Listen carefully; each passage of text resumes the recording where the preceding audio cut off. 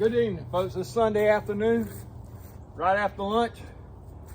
My wife's at her brother's visiting her dad, and we got a load for 2-face cords of wood.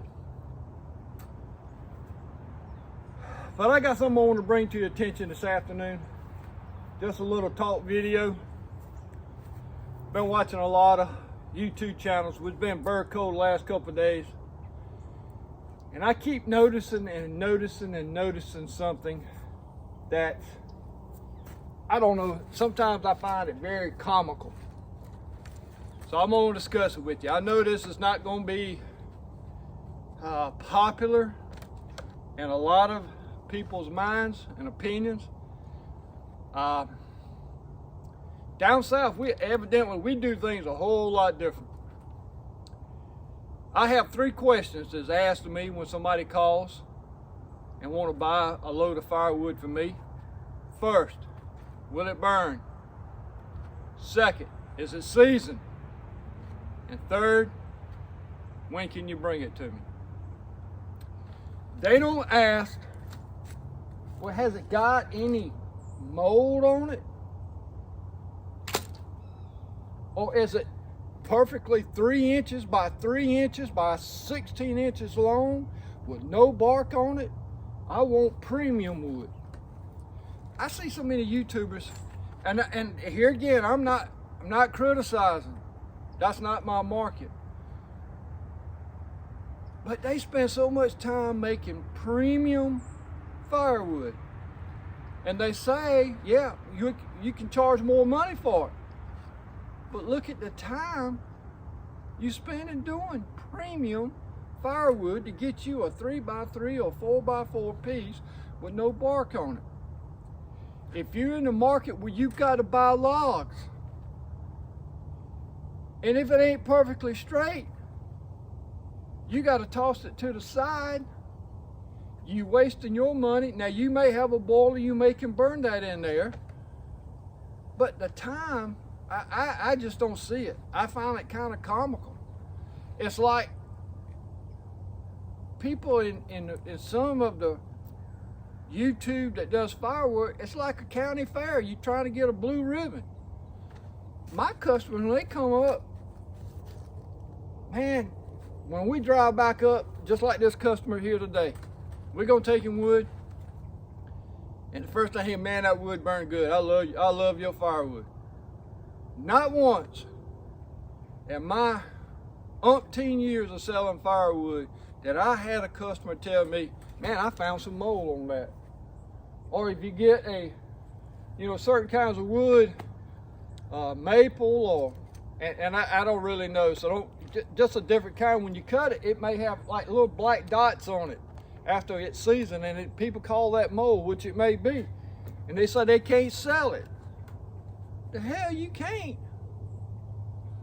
I don't understand how people has gotten into the market of this premium. It's so premium that you can only sell so much of the wood you buy to make premium wood. And a lot of people, that's all they want. That's all they sell. If it ain't premium, I'm not gonna sell it. I'm not gonna put my name on it. Well, I wish I lived close to you, because I sure get your scraps, and I sure would make a heck of a profit off of it. Because people down south, like we pretty much, I'm gonna say 75% is for this time of the year is in heat inside. Or they cooking outside and they got a covered patio with a fireplace and they still burning it for heat.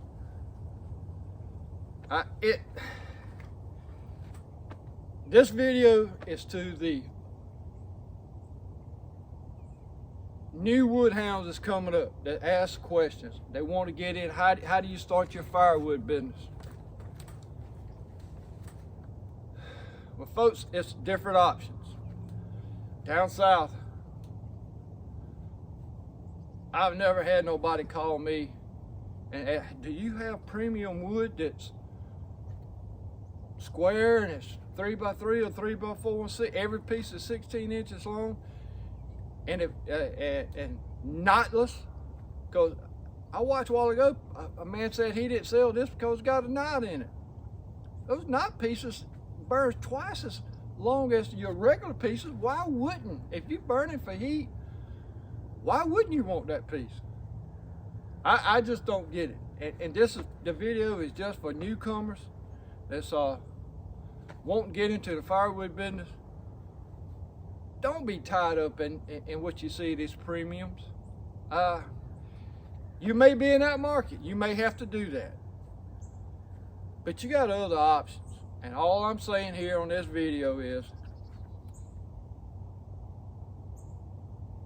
you're not entering your firewood in a county fair hoping to get a blue ribbon. I understand you want to give a great product. I understand you want your customers happy. I understand you want a person that can look at that stand and say, well, that's Rick's wood right there. I know that's Rick's wood. I think we get so tied up in trying to outdo one another that we waste a whole lot of time and a whole lot of energy when it's unnecessary, in my opinion. Now, here again, I'm not knocking you. If you got premium wood and I watch your channel, more power to you. But at the same time, don't comment and say, well, you touching that wood 2 or 3 times. If you got premium wood, you handling it a bunch of times, my friend. A bunch of times. And here again, that's okay for you. It's okay for me to sell something that's got a little mold on it. Matter of fact, I sold a load yesterday. The man came, picked it up, and a bunch of the bark, it came off other loads in a trailer, and they didn't want it. I brought it home and I dumped it out, and he goes, what are you gonna do? What do you do with that wood right there? I go, help yourself if you want it. I said, we burn it, but a lot of people don't want so much of it, and it comes off. He sit right there and cleaned my whole ground up. Now, was I wrong for letting him have that wood? No. Because it wasn't premium? No. We're in the fire. Let me state, F-I-R-E, Firewood production. We give a great product. We season it. It burns for heat. I'm not into winning no blue ribbon. My blue ribbon is when I take it to a man's house, he said, man, I'm sure glad to see you. We're going to have a good fire tonight. And that blue ribbon is when I'm sitting at my house with my feet propped up, I get a message when him and his wife or his kids by the fire enjoying it. That's my blue ribbon. It ain't hot. It ain't that perfect premium that you charge twice as much for. Our customers wants a good deal, good price. Come when you say you're gonna deliver it. And that's it. That's my blue ribbon. So for the up and comers out there that's trying to get into firewood business, don't get caught up in the premium stuff. You can have a great product. You can have a great clientele that appreciates a good price, a good product that will burn, and you do deliver when you say. So that's all I'm trying to say here.